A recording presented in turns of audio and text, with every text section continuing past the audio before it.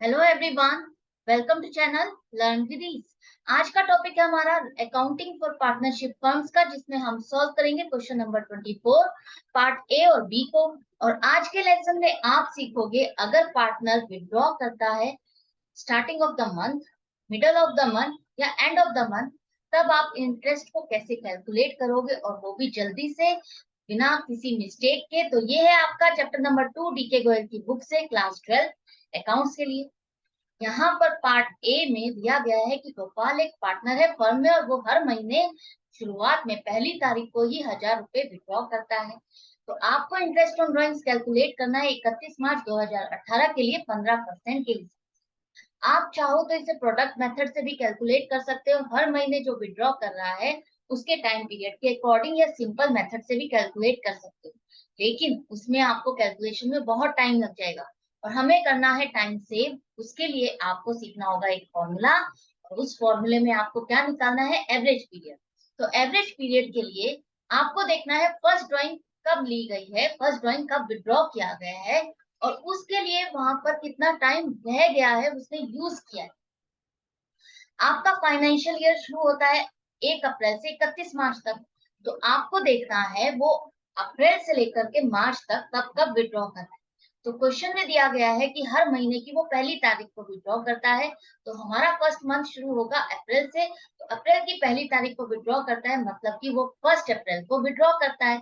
तो 1 अप्रैल को विड्रॉ करता है तो 31 मार्च तक उसको कितने महीने हो जाएंगे, वो 1 अप्रैल से लेकर के 31 मार्च तक उस पैसे को यूज कर रहा है, मतलब कि 12 महीने उसने उस पैसे को यूज किया। ऐसे ही लास्ट ड्रॉइंग, मतलब कि जो 1 मार्च को उसने विड्रॉ किया है, वो उसने कितने टाइम के लिए यूज किया, वो आप उसने यूज किया है 1 महीने के लिए।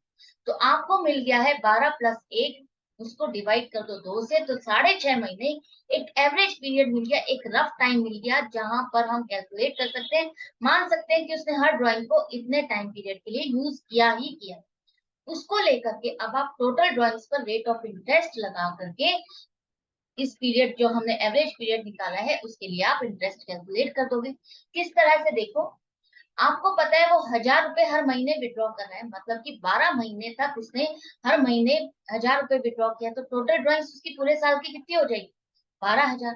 रेट ऑफ इंटरेस्ट दिया गया है 15%, तो 15% के हिसाब से आपको कैलकुलेट करना है और आपको उसको डिवाइड कर देना है 12 से। अगर आप 12 से डिवाइड कर दोगे तो आपको 1 महीने का मिल जाएगा, और उस 1 महीने वाले इंटरेस्ट को आपको 6.5 महीने से मल्टीप्लाई कर देना है। तो आपको मिल जाएगा इंटरेस्ट ऑन ड्राइंग्स भोपाल का 975। इसके बाद ऐसे ही क्वेश्चन को मैं एक बार और समझाऊंगी पार्ट बी में, लेकिन इस फॉर्मूले को आपको अप्लाई क्या करना है, सबसे इंपॉर्टेंट पॉइंट उसको ध्यान से समझो और याद रखना कि ये फॉर्मूला आपको तभी लगाना है जब ड्राइंग्स इक्वल अमाउंट की विड्रॉ की जा रही है, मतलब कि हर महीने जो वो विड्रॉ कर रहा है वो सेम अमाउंट होनी चाहिए। ये नहीं है कि एक महीने उसने 1,000, दूसरे महीने 1,500, तीसरे महीने 500 और फिर 2,000 अलग अलग अमाउंट विड्रॉ कर लिया। ये नहीं होना चाहिए, सेम अमाउंट ऑफ ड्राइंग होनी चाहिए। टाइम गैप जो ड्राइंग्स है वो इक्वल होनी चाहिए, मतलब कि अगर एक ड्राइंग और दूसरी ड्राइंग के बीच में 1 महीने का गैप है, तो बाकी आगे वाली ड्राइंग से बीच में भी 1-1 महीने का ही गैप होना चाहिए। चाहे वो ड्राइंग का गैप 2 महीने का हो, 6 महीने का हो, 3 महीने का हो, लेकिन जो टाइम गैप है एक और दूसरी में, वो जो टाइम गैप है और दूसरी और तीसरी में वो सेम होना चाहिए। हर ड्राइंग के बीच में सेम टाइम गैप होना चाहिए। तो यहाँ पर आपने वही देखा, हर महीने वो विड्रॉ कर रहा था 1 तारीख को, तो हर महीने 1 तारीख को विड्रॉ कर रहा था, तो हर ड्राइंग के बीच में 1 महीने का गैप हो रहा था, सेम अमाउंट विड्रॉ कर रहा था, इसलिए हमने ये फॉर्मूला अप्लाई किया। पार्ट बी में यहाँ पर एक्स वाई जेड 3 पार्टनर है, तीनों पार्टनर 3 तरह से 3 टाइम पीरियड पर विड्रॉ करते हैं। पहला, एक्स विड्रॉ करता है महीने की शुरुआत में, वाई विड्रॉ करता है महीने की एंड में, और जेड विड्रॉ करता है महीने के बीच में। आपको इंटरेस्ट कैलकुलेट करना है 9% के हिसाब से। तो आपको यहाँ पर अगर आप प्रोडक्ट मेथड और वो सिंपल मेथड से कैलकुलेट करने लगोगे तो पूरा टाइम पीरियड निकाल दोगे।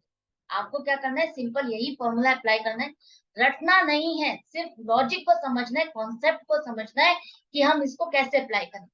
तो सबसे पहले एक्स की ड्राइंग्स है, आपको पता है हर महीने वो पहली तारीख को विड्रॉ कर रहा है, शुरुआत में ही विड्रॉ कर रहा है, तो वहां पर आपका सिंपल वही फॉर्मूला लग जाएगा। पहली तारीख को विड्रॉ कर रहा है तो मतलब कि 1 अप्रैल को उसने पहली ड्राइंग्स की है, और पहली ड्राइंग की जो की है उसने 4,000 रुपये, उसको उसने कितने टाइम के लिए यूज किया, 12 महीने। ऐसे ही लास्ट ड्राइंग उसकी जो है 1 मार्च की है, जिसे वो यूज कर रहा है 1 महीने के लिए, तो हमारे पास आ गया है एवरेज टाइम पीरियड 6.5 महीने।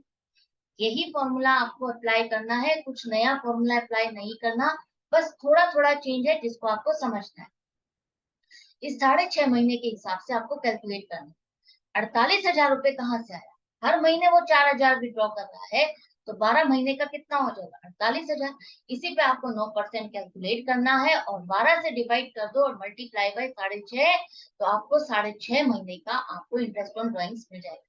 आई होप अब आपने इतनी कैलकुलेशंस की है, इतने क्वेश्चंस कर लिए, तो आपको कैलकुलेशन अच्छे से समझ में आ गई होगी, इजी लग रही होगी, कोई टफ नहीं है। अब देखते हैं वाई की ड्रॉइंग्स, जो कि end of the month withdraw करता है। तो end of the month withdraw करता है का क्या मतलब है, end of the month withdraw करने का मतलब है वो हर महीने की आखिरी तारीख को विड्रॉ कर रहा है। तो पहली विड्रॉइंग उसने कब की होगी, 30 अप्रैल को। तो अगर उसने 30 अप्रैल को विड्रॉ किया है, तो वहां पर 30 अप्रैल को जो विड्रॉ किया उसको कितने महीने टाइम के लिए यूज किया उसने, आप उसका टाइम पीरियड कैलकुलेट करोगे, 1 मई से 31 मार्च तक उसके कितने महीने हो जाएंगे, 11 महीने। 11 महीने के लिए उसने यूज किया। ऐसे ही जो लास्ट विड्रॉ किया उसने, साल का लास्ट विड्रॉ वो कब करेगा, 31 मार्च को, हर महीने की आखिरी तारीख को विड्रॉ कर रहा है ना, तो मार्च आखिरी महीना है, उस महीने की आखिरी तारीख को विड्रॉ करेगा 31 मार्च, और उसका इंटरेस्ट कैलकुलेट आप करोगे 1 अप्रैल से, जो कि अगले साल में चला जाएगा, इस साल कोई कैलकुलेशन नहीं होगी उसकी मार्च के लिए। तो यहाँ पर उसका हमारे पास एवरेज पीरियड आ जाएगा 5.5 महीने। हमारे पास एक रफ पीरियड आ गया कि वो हर ड्राइंग को 5.5 महीने के लिए यूज कर रहे हैं। तो अब यहाँ पर आप 48,000 को 9% के हिसाब से कैलकुलेट करो 5.5 महीने के लिए, तो आपके पास आ जाएगा 1980। अभी तक हमने जितने भी क्वेश्चन किए थे वहां पर कोई टाइम पीरियड मेंशन नहीं था, हम सिंपली उस ड्राइंग पर 6 महीने का इंटरेस्ट कैलकुलेट कर लेते थे। लेकिन अब यहाँ पर टाइम पीरियड दिया गया है और डिफरेंट टाइम पीरियड दिया गया है, तो आपको उसी हिसाब से जल्दी से फास्ट कैलकुलेशन करनी है, दिमाग लगाना है, कॉन्सेप्ट को समझना है, रटना नहीं है। अब जेड की ड्राइंग देखो, जो कि हर महीने की बीच में विड्रॉ करता है, मतलब कि 15 तारीख को विड्रॉ करता है, तो उस केस में आपको कैसे कैलकुलेट करना है, उस केस में भी यही फॉर्मूला लगेगा, कुछ डिफरेंस नहीं है, सिर्फ टाइम पीरियड आपको कैलकुलेट करना आना चाहिए। तो यहाँ पर देखो पहली ड्राइंग उसकी कब होगी, 15 अप्रैल। तो 15 अप्रैल को जो विड्रॉ कर रहा है वो 4,000 रुपये, उसका टाइम पीरियड आप कहाँ से कैलकुलेट करो, 16 अप्रैल से। 16 अप्रैल से 31 मार्च तक उसके कितने महीने हो जाएंगे, 11.5 महीने हो जाएंगे। और लास्ट विड्रॉ कब करेगा वो, 15 मार्च को। तो 15 मार्च वाली विड्रॉइंग को वो कितने टाइम के लिए यूज करेगा, 16 मार्च से 31 मार्च तक, इतने टाइम पीरियड के लिए ही आप कैलकुलेट करोगे, मतलब कि आधा महीना। तो टोटल हो गया 12 महीना। 12 महीने को आप 2 से डिवाइड करोगे तो 6 महीने का आपको एवरेज पीरियड मिल गया। एवरेज पीरियड का मतलब है कि रफ आइडिया आपको मिल गया कि हर ड्राइंग वो 6 महीने के लिए तो यूज कर ही रहा है। इस पर हम अब आप कैलकुलेट कर लो, 48,000 12 महीने विड्रॉ करता है 4,000 के हिसाब से, तो 48,000 9% के रेट लगाना है, और 6 महीने के लिए कैलकुलेट करना है आपको, तो आपके पास आ जाएगा 2160 रुपये। तो ये था क्वेश्चन जहां पर डिफरेंट टाइम पीरियड पर ड्राइंग्स को कैलकुलेट करना था आपको, उस पर इंटरेस्ट चार्ज करना था। तो किस तरह से करोगे और जल्दी से करोगे, आई होप ये समझ में आ गया होगा। कोई डाउट है, कंफ्यूजन है, कमेंट सेक्शन में लिखो, खुल के लिखो। अच्छा लग रहा है, समझ में भी आ रहा है, नए हो तो सब्सक्राइब कर दो, लाइक करो, शेयर करो अपने फ्रेंड्स के साथ। ऑनलाइन क्लास चाहते हो तो मुझे व्हाट्सएप भी कर सकते हो। Goodbye and take care.